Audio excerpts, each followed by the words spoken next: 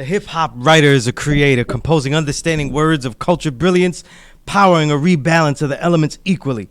Pages of rejuvenated reaffirmation, simply the almighty leadership of insightful craft work that stands to build through any confrontation born to be. Yet his daily duty is as a journalist that questions properly and uses his ears to filter the real. And as the art decays by dilution, he concentrates the best again and again, exposing it in the print.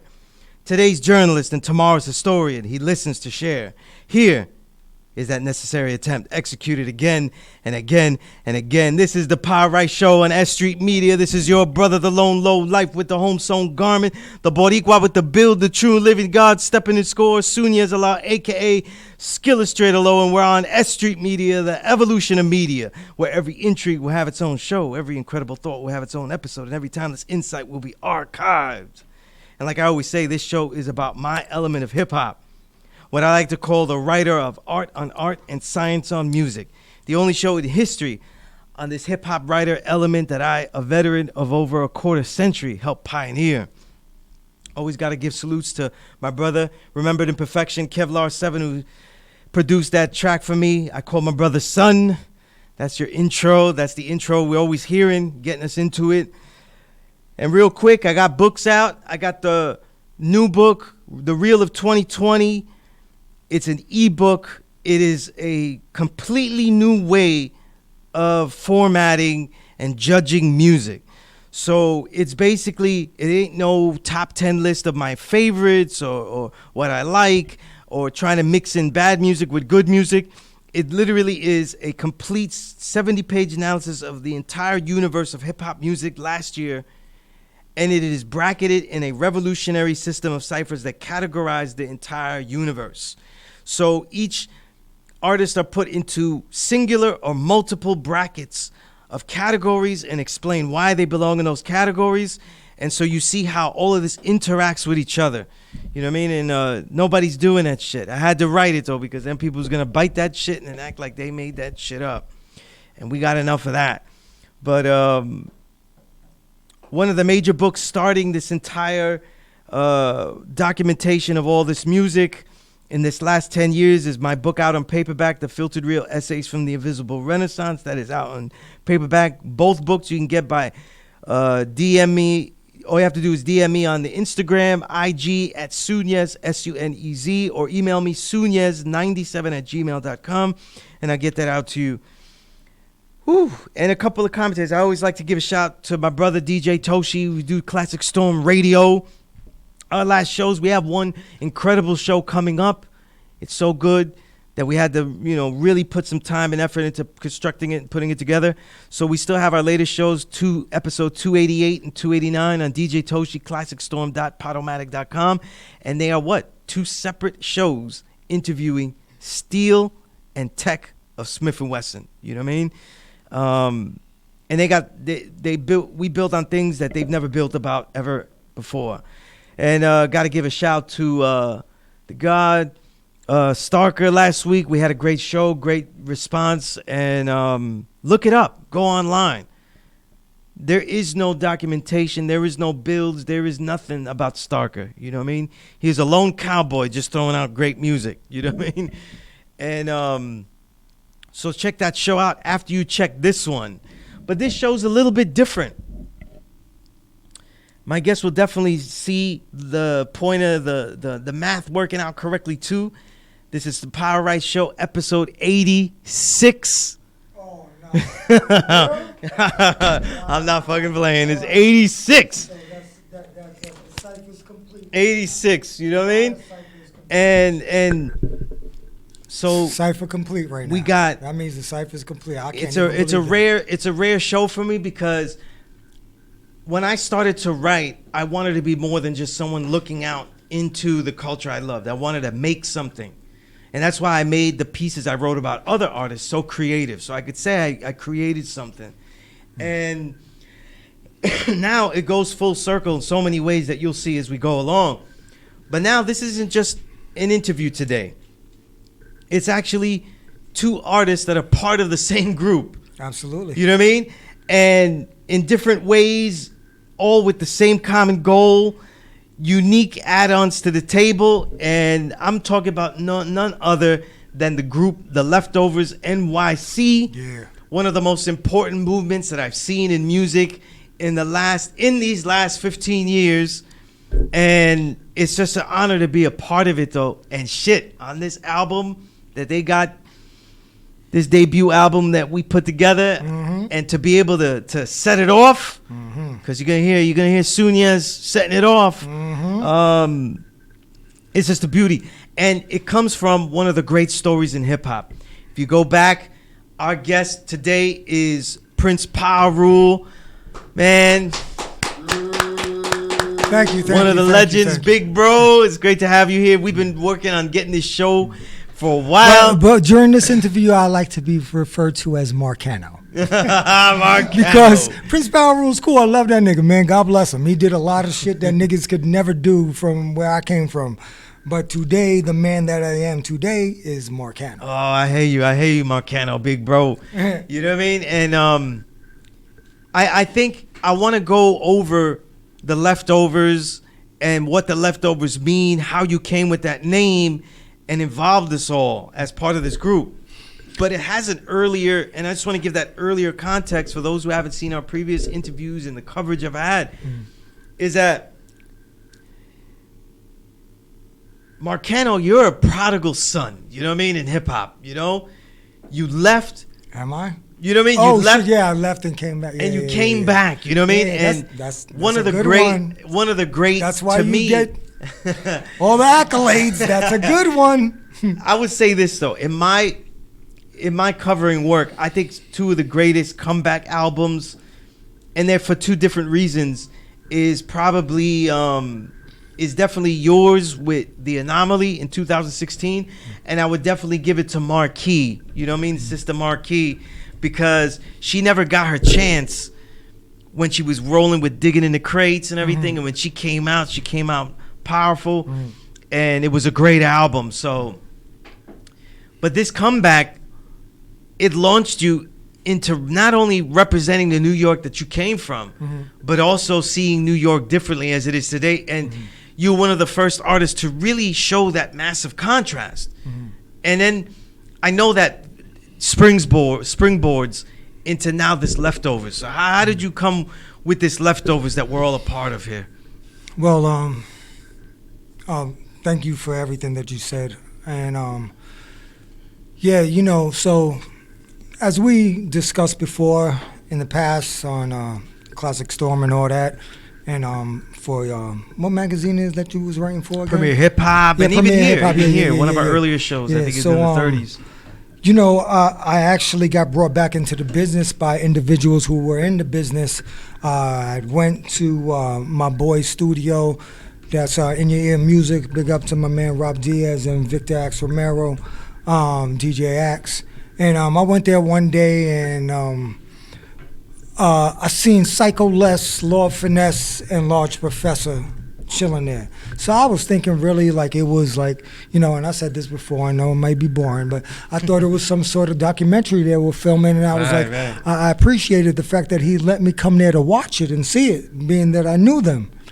But when I got there, they had heard a song that I did for the first time in 15 years. I did a song for my man DJ DeVito out in Philly called Grace.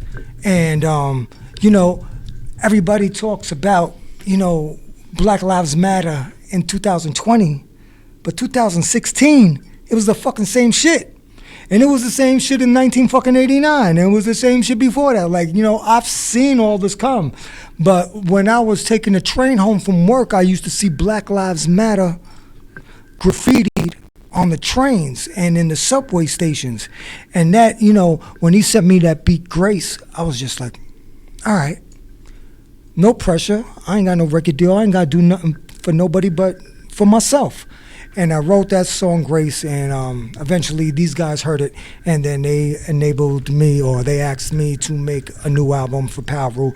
So that was the first album I made. First thing I ever dropped since fucking 1997.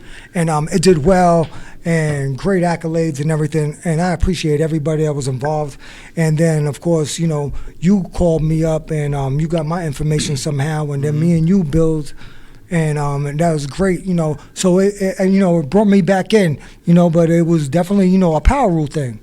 So as I continue to learn and feel my way through the industry as it exists now, opposed to what it was, it's very different. I found myself not being compromised anymore. I felt that I'm a grown fucking man and I got my own opinions, and I'm not gonna waver without intelligent discussion on what I should do. So it was crazy because when I came back in, I felt a lot of pressure, but once I released that all and then came out with the power rule shit and then came out with the Anomaly Reloaded, actually hooking up with your man Thurston Howard III to do Port of Rock Steady. He came and kicked it with me out there in PR and fucking, Vic Lowe, he killed that shit. He's a great inspiration to me right now because his work ethic is relentless. And he is a product of this new industry where work ethic is so important. And you have to continuously be out there and working. Before, it was just like, yo, you come out with an album once a year, you promote that shit, and then whatever happens, happens. But, so I got accustomed to that. And then what happened one day, the story's been told before, but we'll say it here again. We all know that all these neighborhoods in New York City are affected by this fucking genocide that they're using through gentrification. I saw a neighbor across the street and was moving, and he had lived on that block for like 15 years, and he was pointing out to me. He said, "Yeah, my kid caught his first baseball there. That's where my daughter did this and that on this block." And he's like, "I can't afford the rent no more. I gotta go. We gotta move down to Florida." I was like, yo, man, that's a fucking heartbreaking story. That's your home. Your block is your home, and you're getting thrown out. He's like, you know what they call us, right? And I was like, what do you mean you know what they call us? He's like, the hipsters that came in now, they call us the leftovers. So immediately, I felt so fucking pissed off about that because automatically I knew what they was talking about. And it was so derogatory that it made me very angry.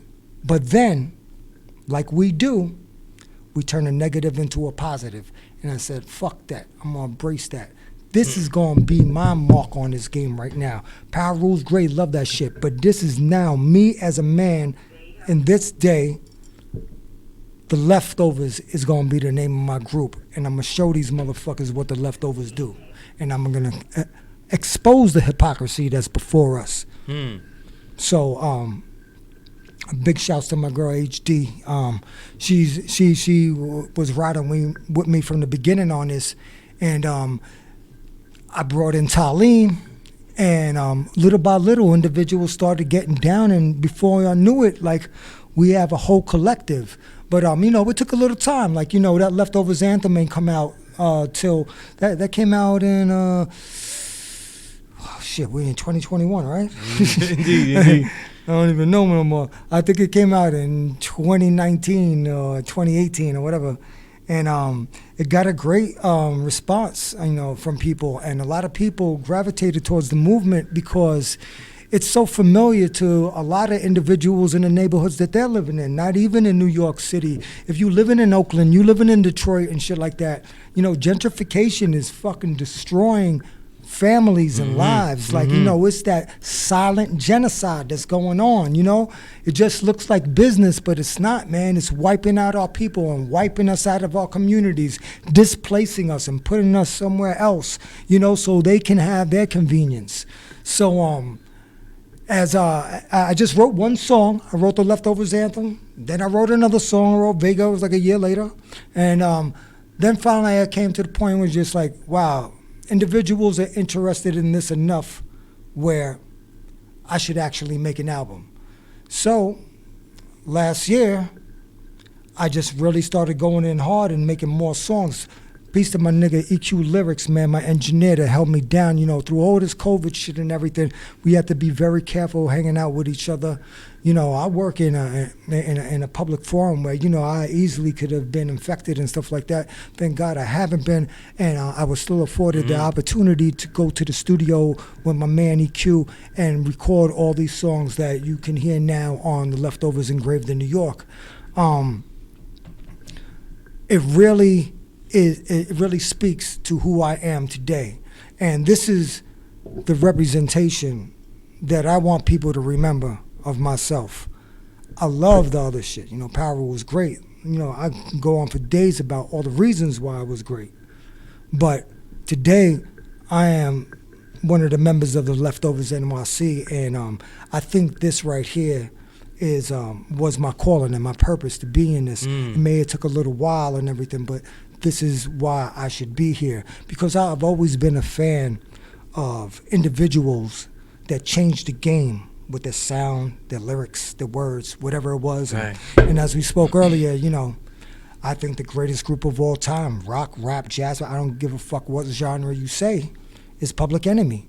Because, I seen it firsthand. I seen firsthand being a motherfucker that used to sell crack on the corner and shit like that, that these dudes came out and their sound, forget about it, man. The Bomb Squad, man,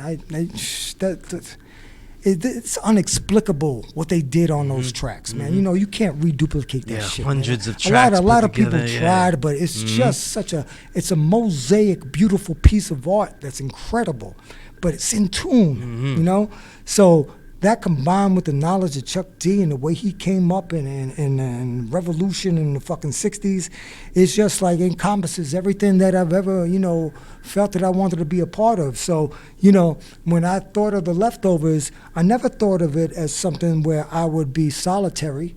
I always thought I should have individuals with me.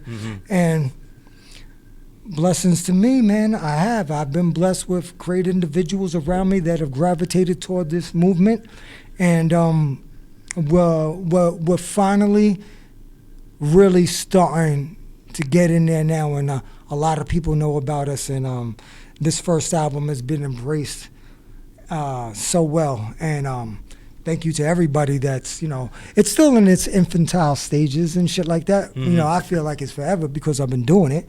But, over these last couple of months, man, Flip the Script Radio, In Control, Hip Hop Gods, all these essential mediums for good hip hop have embraced it. And then the thing is that they're all playing different songs. I've noticed They're not even playing the same one. one. Toshi, Classic Storm Radio, he's playing Siva. Eclipse and Riz, one week they played Forever Great, the next week they played Covelli. Hip Hop Gods, they were playing Leftovers Anthem and Felipe Luciano. C Reality, damn, which one was C playing? Yo, C, don't kill me right now. C was playing one of them, I forgot which one, but C was playing one of them that he really liked. So, it's been a blessing, man, and to see the outpour of support from individuals that are going through that same struggle it just fuels me more, and it makes me want to do more. You said something that made me think about it, and a lot of times what I love about being part of The Leftovers is that a lot of times I write, and it's usually we're talking about Public Enemy, a lot of my writings are often very macro. They're very designed that the ideas, whether it's the knowledge of stuff I've been taught, because I'm a teacher of this, you know what I mean? And then the problems of oppression, all of these things in a large vacuum. And you mentioned Public Enemy. What's interesting about The Leftovers is that it's a group that when we make things for The Leftovers, it's almost like that localized revolution. You know what I mean? The local action that takes place upon hearing of Public Enemy. Because Public Enemy was talking about that whole it was so grand. Right. I understand exactly what you're saying. But isn't that the thing, though? It's like you do your thing in your town, and then other people gravitate towards you because of your passion for that. Right. So if I went into it with a grand scheme, like Hands Across America or fucking We Are the World shit, that shit would just look fucking corny, B. I'm from New York City, man. This is the way. I remember one dude, I saw a comment on one of my IG posts and shit from the Leftovers anthem, and, you know, I had said some shit on there, and this one dude, he said, that nigga never sold fucking crack in his life. That. Right. I was like, this motherfucker just don't know. I guess you don't know about ELPD, Hempstead and Springfield Boulevard and Jamaica, Queens. And you know what's crazy? Shadyville. Yeah. But Yeah. it was funny to me. Right. But at least I knew that I was reaching individuals. And I remember DJ Polo from Coogee Rapping Polo way back in the days. He told me, he's just like, yo, as long as they talking about you is good, B. It don't matter if it's bad or if it's good. Right. They talking about you. You starting something up. So, you know, I learned but you know, I'm a baby compared to everybody else when it comes to IG and shit. You know what I'm saying? I came in mad late, you know, because I wasn't affiliated with the music business anymore. I was just doing a regular job. So, you know, I've learned all that now, and I know how to not get fucking frazzled by individuals that want to say negative shit. Negativity comes with life, period. So I needed to come to the realization, like, you know, everything is not going to be a pat on the back. And, you know, you're going to get your shit. So, you know, handle it, but ride out. But the beauty of it all is that I'm in control of my destiny now. There's no record company that's in control of my destiny. I control everything I fucking do. Every dollar and cent that went into that project came out of my fucking pocket and my passion. And everybody that came to be down with the Leftovers movement came organically. There was no, yo, can you please be, yo, Sunyas, can you get down with the left? Yo, Phil Ortiz, yo, Talim, yo, Sharif, yo, Toast, you know, none of that shit. Everybody got down because they understood the movement, and they understood the importance of it. And it was left up to me to deliver my part in this project. Right. So my part in this project is making sure I write hot shit. And, you know, with all of y'all behind me, you know, ain't no way I'm gonna fuck up, man. I ain't letting nobody down. You know what I'm saying? Like, I'm really going for this shit. And this is, you know, this is like my man Toast said. This is just the first wave. Like, y'all coming in now, thank you, and get ready, because there's gonna be a tsunami of fucking shit that's gonna come through from this group right here. And my man Sunyas, let me tell you one thing about this guy right quick, so we can get this out the way. This man embraced me for my past. When he found out I had a new joint going on back in 2016 and whatever, he came down and sat with me in Brooklyn, and we sat there and we chopped it up. And we created a dialogue between each other where it actually flourished into a friendship. And our friendship is unwavering. And when it came time for the Leftovers project, I ran it by him. He was totally down with that shit. So we did that. What's the spot? Money at we was in Red Hook. No, not Red Hook. In Fake Green. Fort Green. Sorry, Fake Green. We were Fake Green, and then I had talked about the Leftovers and what it meant, and you were totally down. And I told them, I said, "Yo, Sunyas, man, I really need you on this album. Say some prophetic shit that niggas will fucking, you know. I know you're a complicated lyricist for a lot of people to understand. So, you know, a lot of niggas just don't know what the fuck you're talking about. But those of us who do know that you're brilliant. So when I was making the album, I had all the songs, and then, you know, the song with you on it, that was done a little while back. Right. And I was like, what do I start the album off with? And I was like, fucking kidding me?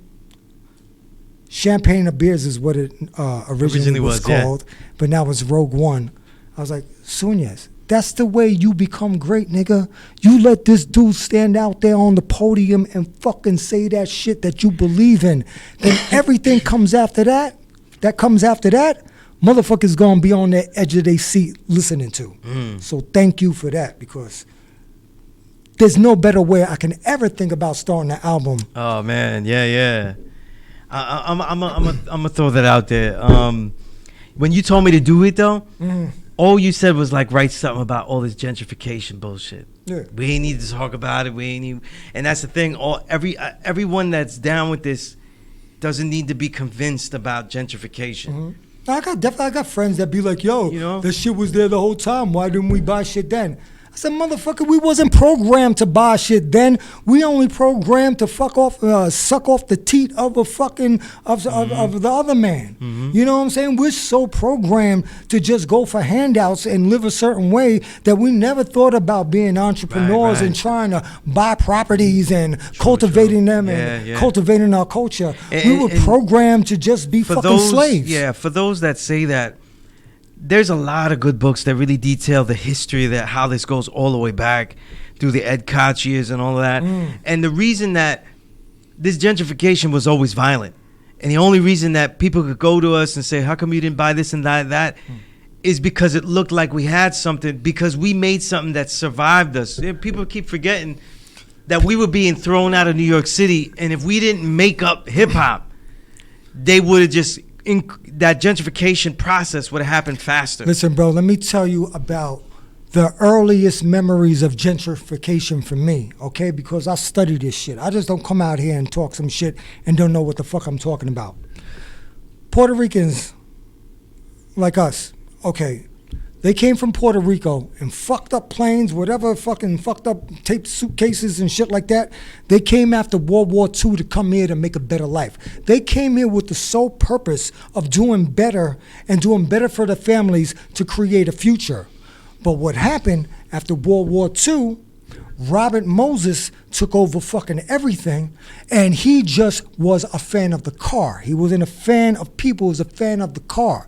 So he constructed all these highways, and this motherfucker had that shit detailed on a map back in like 1930, 1940, some shit like that. Great artist, if you really think about it, like the detail of it.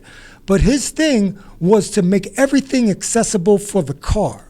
So he knocked down neighborhoods and destroyed them, misplaced people. So where the white people that were living in Midtown Manhattan or downtown Manhattan, they got displaced, he gave them breaks to buy homes on Long Island. And then what happens? All the blacks and then the Puerto Ricans who came later moved into those places, and then they became fucking ghettos. You know, and this dude was so vicious that he actually, or he's like, you know, when he got pressured to build housing for the poor, really blacks and Puerto Ricans, New York City directly, this is what I'm speaking to. Why are the projects by the water and there's no features on the buildings? The buildings are so fucking sanitary. They're just like, just a block, you know, just blocks of concrete and everything. He gave nobody no hope, man. He built that shit like it was a jail, and that's what it was. It was a jail for all the impoverished in New York City. So he started the gentrification. He was a fucking evil man, and thank God he's gone. And he finally got stopped when he tried to go downtown to the Village, because what he didn't realize, that the first people that came to New York City and your first real politically motivated individuals lived in downtown New York. It was 5 Points then. And so they were used to political uprisings and activism and stuff like that. So they went against him, and he stopped it, and then they stopped it, and then after that, you know, Robert Moses was done. But, you know, that man destroyed families' lives. Yeah, definitely. And, you know, for the listener, there's many books about this. One good book to start with is How to Kill a City by Peter Moskowitz. He goes into that, and he talks about Moses in detail in there. A lot of the stuff that this fucking guy, Robert Moses, I got one more time. It's like, yo, this dude, he was fucking brilliant. So he'd go to the city, and he said, yeah, we need this and that and everything. And they'd let him draw up the contracts. He was a lawyer, so they let him draw up the contracts, and they were all good with it. Well, when he drew up the contracts, it put him in control of everything. He was the most powerful dude in New York City. Fiorello LaGuardia couldn't even stop him. And he was a feisty dude, you know what I'm saying? And he was a good man, but they couldn't stop him because Robert Moses had legally locked shit up where he got all the money. You know, every time you went over a fucking bridge and they paid the toll, that nigga got the money. That's crazy. Yeah, that's. You would have like 15 more bridges out here if they didn't stop him too. But anyway, enough with that shit. Now we're talking about this album, right? And there's so much to say about it, right? But Engraved in New York is the album. Engraved Bandcamp. in New York, right? And it's on Bandcamp. The Leftovers NYC.bandcamp.com. I had said this immediately when I heard the whole thing, and I had said this to you, and it became a thing we was all sharing. I said it's a perfect score for all that we've embraced as leftovers, the culture we preserve and thrive in. And one of the things I wanted to ask you, right, because, you know, you made this distinction, it's Marcano, you've come into your own and stuff, and I heard you say, and I'm always intrigued, you know how I always got to give it, you know, get into the science of music. You talked about your approach on this, and it's not just straight up MCing. You talked about flowing, and I always have to make to the listener, when you hear this album, you're hearing incredible MCing, the stylistic presence, the classical Marcano timbre. You're hearing everything, but everything is flowing in perfect syncopation. Everything has its perfect rhythmic timing. You know what I mean? What do you let go and still end up perfectly in that pocket, perfectly rhythmically hold on, in let the me beat? take a sip You for know this. what I mean? Yeah, you gotta get ready for this answer. You know what I mean? But like, you say that, but then I'm like, but the MCing is still on point, and it's probably even more fluid than you've ever rhymed before. You know, I don't hear any like stop starts. I don't hear any, you know, like jerks, like, you know, like those kind of like moments, or like this is gonna end the verse. Nothing is that clear. Everything is very, you know, like we were saying before, organic though. It just goes. Well, I mean, I finally, you know, doing those Power Rule albums and everything. I got back in and everything, you know. But you know, when Power Rule in its inception, I was just trying to be Rakim. You know, I was in love with Rakim. I wanted to be Rakim, so I tried to rhyme in that rhyme style. Yeah. I don't know if I did him any justice, but whatever.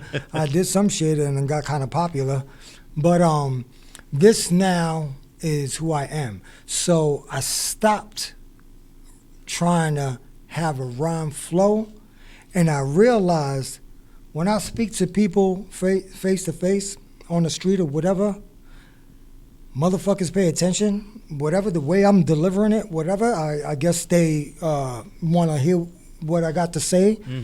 So I was like, I got to stop rhyming on these tracks and start talking on them like I talk in normal life.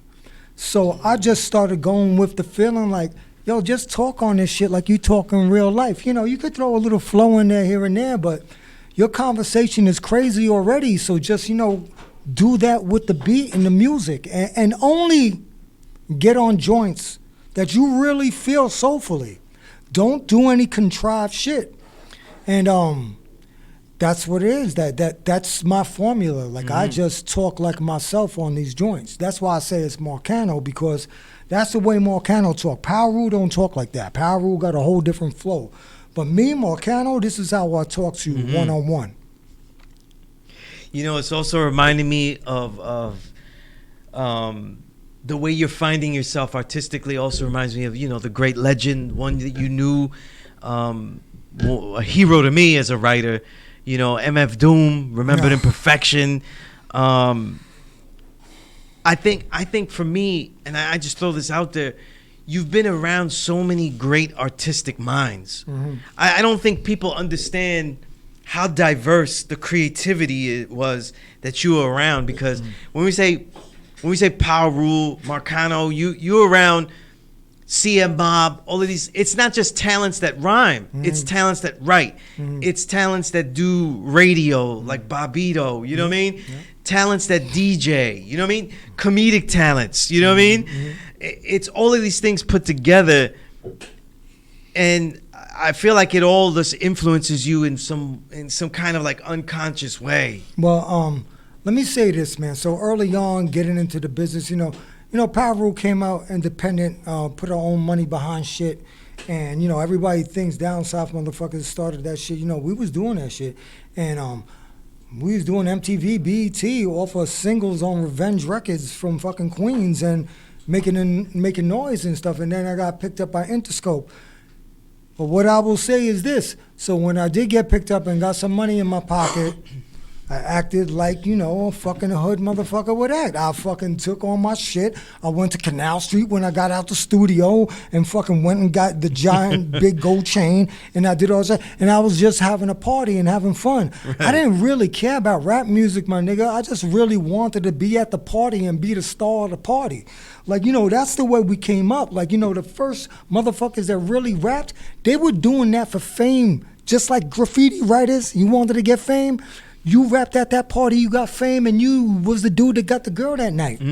So my whole existence with Power Rule was based upon that. That's how it grew.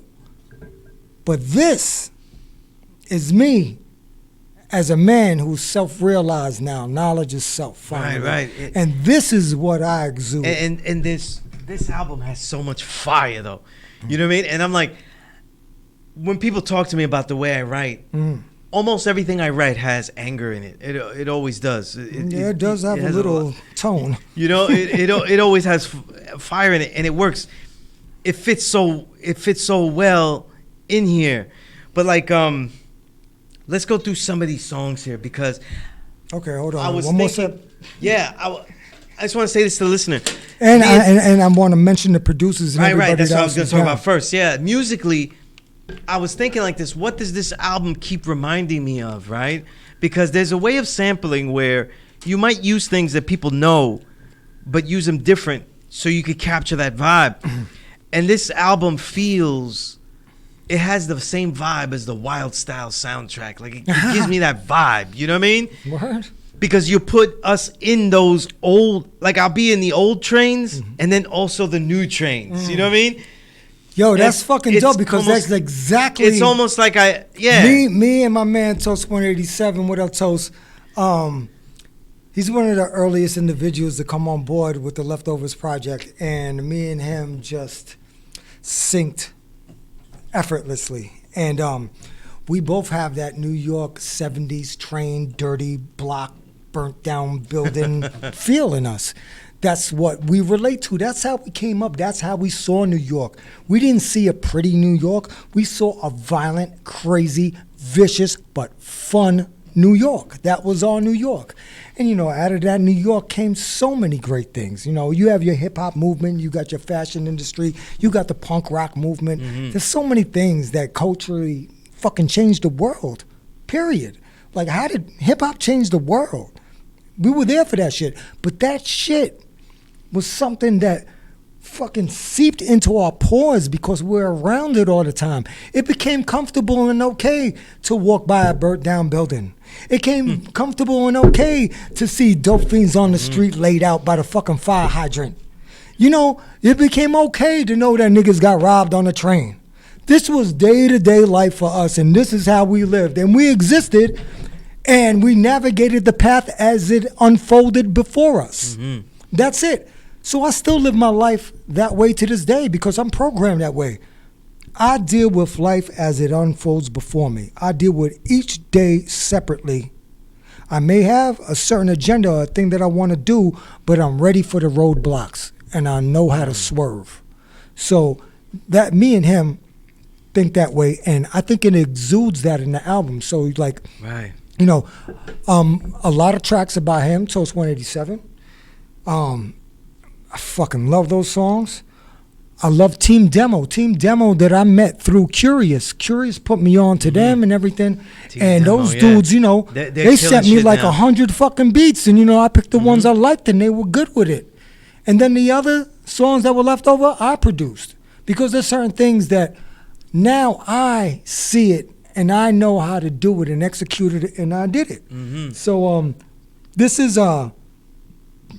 as a collective. I didn't sway artistically into any direction. I just did what felt natural. It all comes together and stuff like that. And I could say that certain tracks will signify the sound. You know what I mean? But each each one can stand alone as a representative of the sound of the album. You know what I mean? Songs like "Save the Confetti," that team demo, the way they chopped up that police siren. I mean, Wait, hold on. That shit is just Cozy, Tone, y'all know. So they sent me that beat. I'm the one that put the police siren in there and fucking chopped it up. Oh, that shit is so good. But that's the dope shit, because even on Porter Rock Steady with me and Thurston, that's a team demo beat too. I added some stuff to it. Like, they're okay with that. Like, most producers, if you put something else on their shit, they gonna get tight. So, but this is what I'm saying. We worked in syncopation. It's like, so melodic in there. It's just like they're good with me putting my little thing on top of it and creating the whole thing. So that's dope, man. But that beat is crazy track, hard, you know though. I thought it was I thought that loop was Bob James, but it wasn't. I think he said it was Roy Ayers. I got Save the Confetti. Let's talk about, because right now we love this stuff so much. This leftovers thing is so important to us that us two intense, lifelong Mets fans are missing the opening day, which opening day for the Mets is always a big deal now, especially with Jacob deGrom pitching. You know what I mean? If I miss games, it's it's a Hall of Fame career that we're watching. You know what I mean? So if you're a Mets fan, make sure that you do the knowledge. You know what I mean? I mean, you can't start talking about the Mets here, man. But listen, we'll fucking be here for you for an hour. Yeah, I know. Like, yo, deGrom. All right, let me tell you how I feel about Jacob deGrom real quick, off topic. Tom Seaver was my idol. I didn't have a dad growing up. My pops broke out. And this is the segue. My pops broke out and everything, so I ain't have no dad. My brothers had their dad, and I ain't have no dad. And my grandmother, God bless her, I love her so much. She grew up across the street from Ebbets Field. Wow. So she was a Brooklyn Dodgers fan. So when dickhead Robert Moses didn't want to build a stadium where they wanted it, and then fucking the Dodgers left and the Giants left at the Polo Grounds. Right. And by the way, they left and gentrified L.A. to build the stadium. Absolutely, right? yes. Just a little. So, my grandmother was, she wasn't going to be a Yankee fan, so she was left with the Mets. And a lot of people don't know the blue and the orange and the Mets is for the Giants and for the Dodgers. Right. So that's the Mets, a National League team. This was a National League city. So anyway, so Tom Seaver was my hero growing up. Since I didn't have a dad, I used to watch that dude, and he was just fucking the greatest I ever saw. And then I didn't see nothing like that in a Met uniform until Dwight Gooden came. Right. And when Gooden came, this fucking city was on fire. Yo, this nigga Gooden, when you went down Broadway to Houston, he had the whole side of the building. You crazy? Yeah. Gooden had the whole side of the building. Right, that was not common then, though. No, that was not common then. You didn't see like shit today, like you that. see shit like that, but not that then. Yeah, dude had the whole side of the building. They wrapped that shit. They did a painting, whatever they did, and he was killing it. And then to see him go down, the way he did because of drugs, him and Straw, and we had Straw. Yeah. I mean, that 86 team was hated by every other team in baseball. But we loved them. Right. And, they still kept us at the edge of our seats because Game 6. Yeah. You know what happened. That shit was we looked like we were done. Homeboy, he caught the second out in the outfield and went like this, like, yeah, we got this. Bang, bang, bang. Gary Carter hit. This one hit. Another hit. Mookie runs down the line. Fucking whatever. And then we was down in Game 7 too when we came back. That's right. So that was my team, and I'm still waiting. So now we in that, I call it, these are the deGrom years of the Mets. Right. deGrom is fucking amazing. So you have Matt Harvey, Noah Syndergaard, Steven Matz. We're supposed to be the saviors, right? Mm-hmm. It's like Generation X, what they had before, Pulsifer and all these guys, whatever. So Matt Harvey came up, he was on fire. I remember watching a game, Sunday Night Baseball, ESPN, and it was Steven Strasburg versus Matt Harvey. And they were going back and forth, two young niggas at the top of their game. And I remember all the Mets fans saying, "Our guy's better." All guys better. Oh shit. It was crazy. So Harvey, you know, but there was this other dude that came up with long curly hair that wasn't celebrated or wasn't expected to do anything like these guys, and that's fucking Jake. Yeah, man. The Degrominator. This guy's won 2 Cy Youngs. He'll probably win another one. Steady, yo, this guy is the fucking best pitcher in baseball. I don't care what you say. So it's beautiful to watch that, but please put some weapons around this dude so we can get one. Fact. And look, I'll segue it to Seaver. Seaver. Seaver, you said some of the most important things on Seaver that you said on this album. Okay. You know what I mean? You said something, I just wanted to throw it out to you because the contradictions of being in America, I think we always, you know, the contradictions of being in America and being able to do what we can do, but then still be oppressed is something that people don't really understand. And when you said, this is America, the land I live in, love it or hate it, it's a patriotic prism, afforded the ability to speak my own mind and speak on behalf of the same kind. Wow, he sounds so much better coming out of your mouth.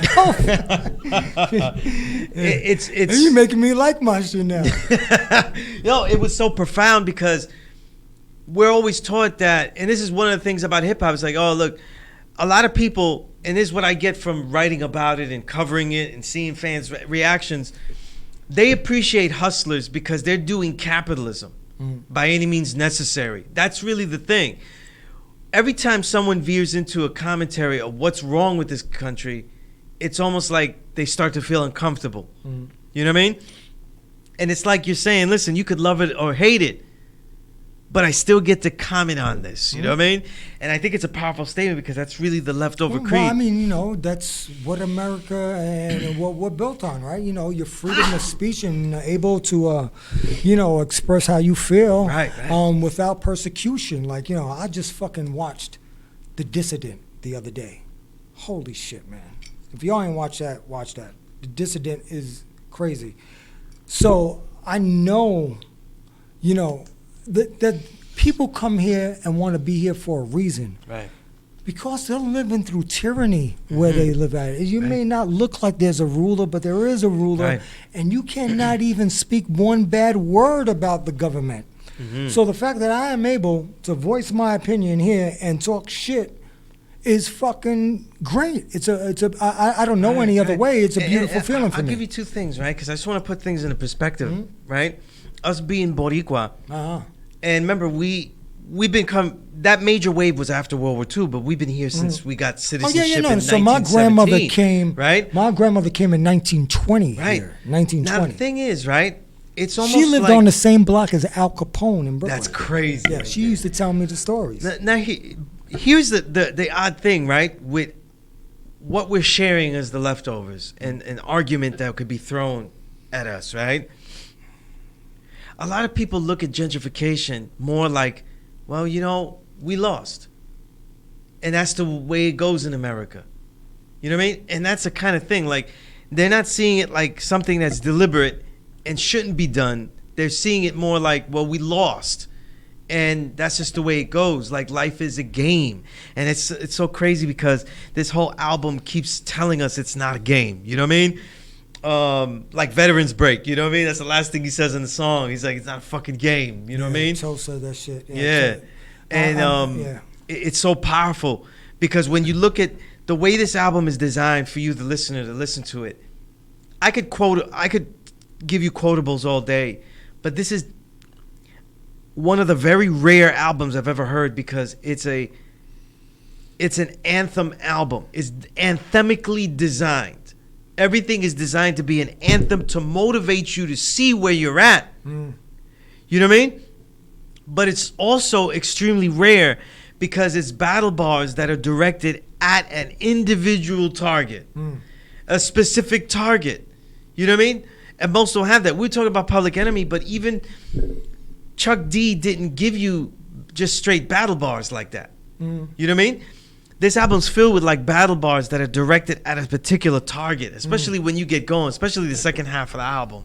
You know what I mean? There's a lot of fire there. You know what I mean? Yeah, I think, I'll say this for, me and Toast, we work closely on I actually, I've been known about Bandcamp for years, but I didn't really know how it worked. I just am just, internet challenged or whatever, because I'm old. But I spoke to one of the people in the art department at my work, and we were talking, and it was like, yo, you should put your shit on Bandcamp. You're popular, you're going to make some money. I was like, make some money? I never thought about making money in this shit. Since the original concept of me doing this, I never thought I could make money. Figured it out, did it, Bandcamp, don't fucking wake up in the morning, and I got fucking money sitting there. So to refund, to do another project. But so we got the lineup mixed up. So had put Covelli last, and I was just like, yo, I was supposed to go there. He's like, nah, man, leave that shit at the end. You heard what you said on that?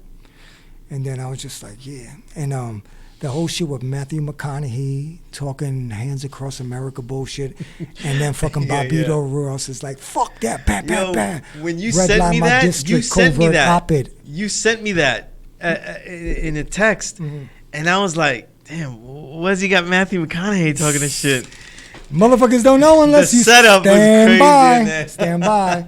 Yeah. So I'm glad that it ended up that way and ended the album strong. A lot of people feel like, to them that might be their weakest song and they put it last. I think that's one of my strongest songs, and we put it last. So it's developed a new thought process. Like, nah, man, put one of your hottest ones last and hottest one first. Feels, when you hear this album with that Covelli last, it feels like the future's coming. Because you're talking about right now. What happens after COVID? What happens after a concept that is very rarely talked about? They're still going to throw us the fuck out. Every time there is drama, everyone wants to know how we get by. But once they get past the drama, it's time, well, we don't need it. Remember 9/11? Everybody was okay with us. They wanted to know, how do we deal with all this hell? How do we deal with all this pain? You know what I mean? Let me tell you something about 9/11. Horrific. Terrible. I feel for everybody. Absolutely. But there was an incident that happened in New York City in, I think it was the early 80s, whatever. I forgot what it was, but early 80s, late 70s. Happy Land. And this dude thought his girl was cheating on him and shit like that, and then he went and threw some pipe bomb, whatever, some shit, burned up the whole fucking place. 80 people fucking burned to death in this after hours in the Bronx. That shit was a story for one day. Motherfuckers ain't talk about it again. You know that girl who he wanted to burn to death, she left already. And he just killed 80 innocent people. And I don't see no Happy Land foundations. I don't see none of that shit. You know what I'm saying? I'm not saying that what we should do for 9/11, it should be taken back. They deserve all that. Sure. But what I'm saying, this was in an internal New York City issue that happened in a Latino community that no politicians were standing out there trying to help what happened. It's a fucking vicious attack. It was horrible. But nobody gave them any fucking help. So when it comes to this kind of shit, I'm just like, all right, that's cool. But what's it really for? Because when our shit happens, ain't nobody gives a fuck about us. When we suffer atrocities in our neighborhoods, does anybody give a fuck? You know how many motherfuckers die in the hood every fucking summer? You know this summer had more shootings in New York City since the fucking 70s?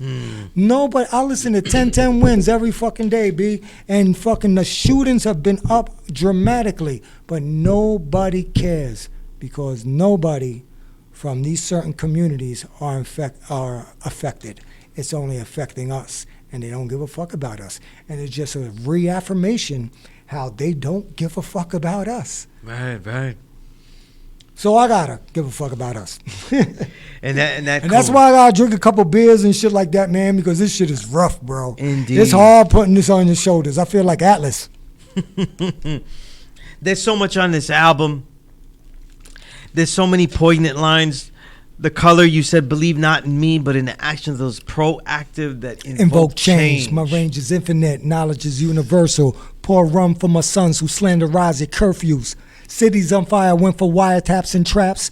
to navigating our movements through schematics and maps. Perhaps. All right, whatever.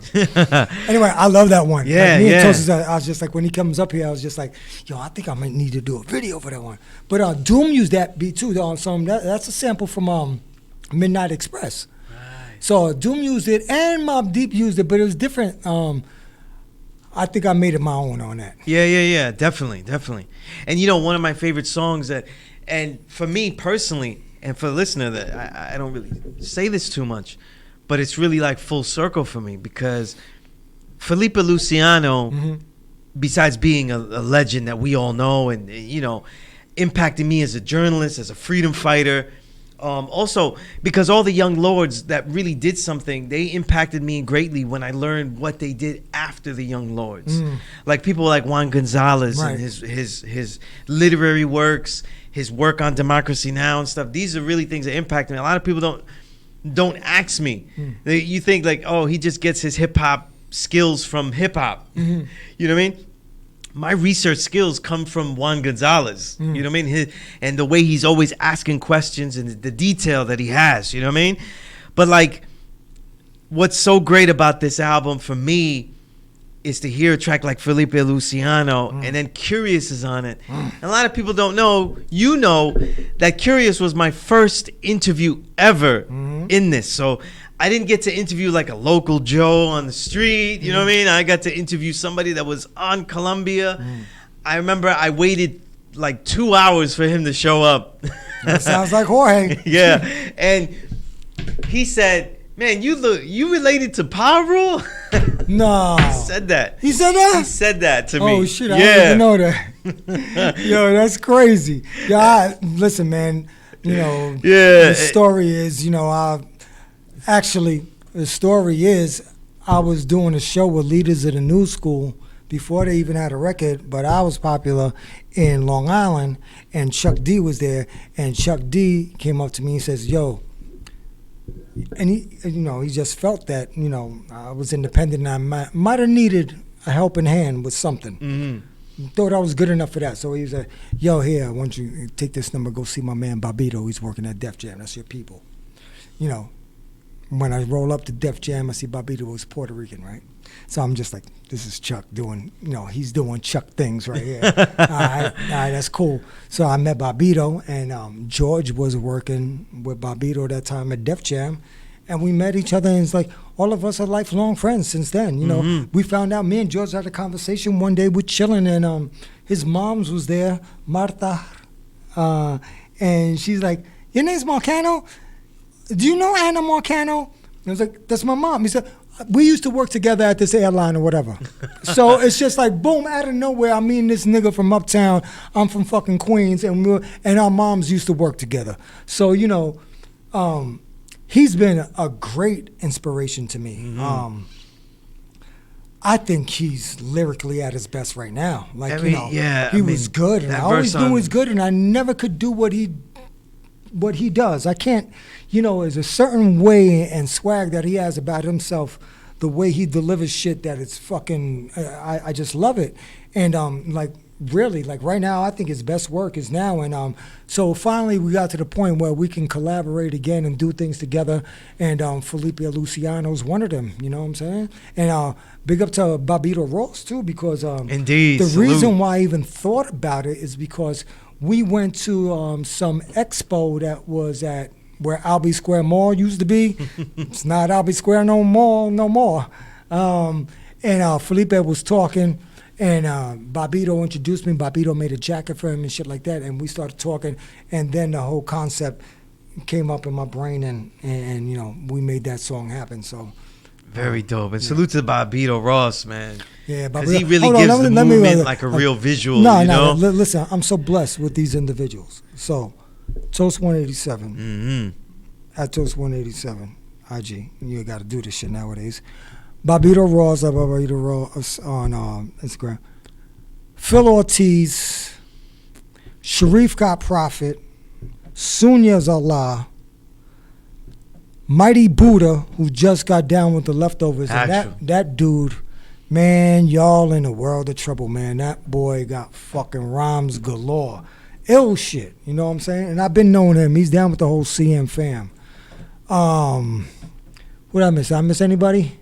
Phil, Sharif, you, Toast, Buddha. There's somebody missing. You got Talim. Yeah, you're Jesus Talim. Christ. Sorry, Talim. You got, Man, Talim. you got Benny Blanco. Oh my yeah. God, that's fucked up. Yo, Benny, I'll never do that again, bro. Benny was one of my earliest supporters when I made my reemergence. He has been down with me since then, and we continue to be tight, and we continue to work together. So that's right there. You got the core of the Leftovers Collective. Right. And Sick Boy Vision, thanks for that comic shit too, man. Making that uncanny those all the comics of everybody. That shit is dope. Yeah, I see you got that as your little icon. Yeah, got to. Yeah, it's too fire right got there. Got the Mets hat on and all that. Yeah, I was like, okay, they did me with the right hat on. I was like, I didn't like mine at first. But whatever. Toast was like, shut up, man. It's fucking good. That's what comic books look like. Yeah, that's crazy. And of course, you see Las Sobras. Las Sobras, which means the leftovers in Spanish. Right? Right? You know, that's my man. Me and Sharif got profit. Shit. You know what I'm saying? We be doing that. Bobito's got his link on the Leftovers Bandcamp page for you to get all your merchandise and stuff like that. But all right, all that shit is done. Now we ain't got to talk about business. What is next for all of us leftovers? I think this is like the introduction or prelude to a book. This book is going to be written continuously, but it's going to be written in step with life and how it unfolds, because that's how I feel. And being that I am in control of my own destiny and going to the studio when I want to and when I can, it's going to vary, because I don't have to do a project to put out a project, because I got a good job, dude. I don't really got to make music. I do it because I love it. So I'm going to do it on my time when I'm ready. So my time when I'm ready and how I feel at that moment, that's what's going to unfold on these tracks. These tracks will reflect what I'm going through at that time, or something that I might want to share from my past. And I just think if you found this album interesting and motivational, it's only going to continue to be more of that. You know, you're not going to see anything contrived on these albums at all. These albums are going to be a direct reflection of my counterparts and my dudes in this struggle. So it's going to contain you. It's going to contain Phil. It's going to contain all of us in there. You know, I'm fortunate enough to be one of the speakers on the behalf of our collective. Right. And I will always reflect the opinions and views of my team. Know what I mean? I see it. You know what? Man, this hour flew by, man. Oh, yeah. Okay. This hour flew by, man. And listen, it's an honor to be part of the Leftovers. You know what I mean? No, it's an honor to have you, dude. Oh, man. Because you got to remember, man, this shit is 360. The first Power Room album that came out, who did I have talking on that shit? Bones Malone, my nigga Bones. Yeah. And he's down with the same crew that you down with, you know what I'm saying? So this shit was just destiny for me to meet you. There's so many overlapping things, you know what I mean? Yeah, because you know what it is? It's just like, you know, when I got over all the materialism and fucking being popular and fucking around with bitches and all that to make myself feel better, and I realized what I really needed to feel better was to do something righteous and invoke justice. I mean, I had you at my disposal, so I had to use it. You know what I'm saying? Because, you know, individuals like yourself make an individual like me better, and it keeps me on my toes and keeps me not slipping back into bad habits, you know? I see it. Man, well, you know what? This, I'm here. I'm building. I have every album that is worthwhile that comes out. Engraved in New York, though, is a top tier album, and it is a special, unique album. It is a particular movement that, honestly, all of the other great artists whether they are in our movement or not, though, support it because we all see the same. We're the ones daring enough to represent this particularly. Absolutely. You know what I mean? And that means something. And hopefully to you, the listener, it means something because it isn't just to take gentrification lying down. It is to realize that it is our culture, everything that we have has been taken from us, monetized. And it's time that we monetize our own things. It's time that we take command of our own things and that we develop our own culture. And that includes, though, the way that we behave. Right. And yeah, and that's a big thing. So, you know, I've really, one day told me something. He said, he's like, yo, dude, you know, you the captain. Like, you know, you the leader of this shit. I was like, nah, man, I'm just down with all of y'all. He's like, nah, man. We got down with this shit because of you. You got to act like that. Once he said that shit, man, I was just like starting looking at my own actions and the way I represented myself. And then I realized, damn, I got a responsibility, not to me, but I got a responsibility to these other individuals that have stood by me and co-signing me. So, you know, I think about that every day, and I think about my actions and my movements, and I try to do the best thing accordingly. Well, Marcano, this is incredible stuff, big bro. The Leftovers NYC, we never left. We're still here, and we're still building. Absolutely. And of course, got to do it. Bandcamp.